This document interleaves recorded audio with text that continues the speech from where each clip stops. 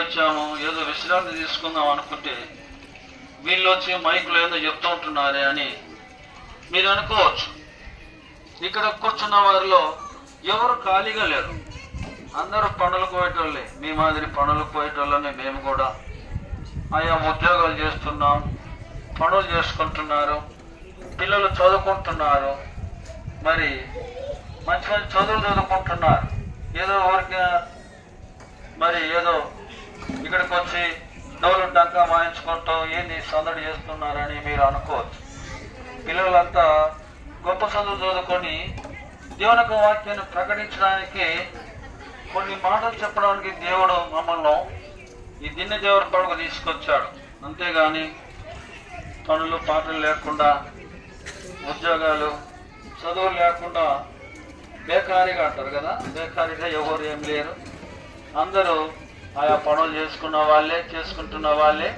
ఈరోజు ఆదివారం కదా, ఆదివారం సెలవు కాబట్టి మరి ఉదయకాలం దేవుణ్ణి ఆరాధించి సాయంత్రకాల సమయంలో 1-2 గంటలు దేవుని పని చేయడానికి మీ మధ్యకు దేవుడు మనం తీసుకొచ్చాడు. కనుక యేసు క్రీస్తు ప్రభువు వారు, యేసు అనగా రక్షకుడు, క్రీస్తు అనగా అభిషక్తుడు.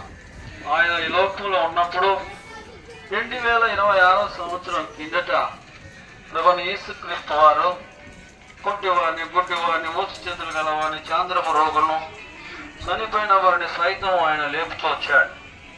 ఆయన స్వస్థపరిచే దేవుడు, ఆయన బాగు చేసే దేవుడు.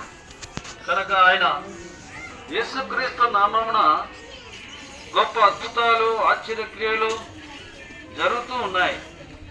మీరు చిన్న ప్రార్థన హృదయంలో ఏమొచ్చినా, ప్రభువా, యేసు ప్రభువా, నాకు ఈ రోగాన్ని తీసివేయ అని నువ్వు చిన్న ప్రార్థన చేసుకుంటే దేవుడు తీసివేస్తాడు.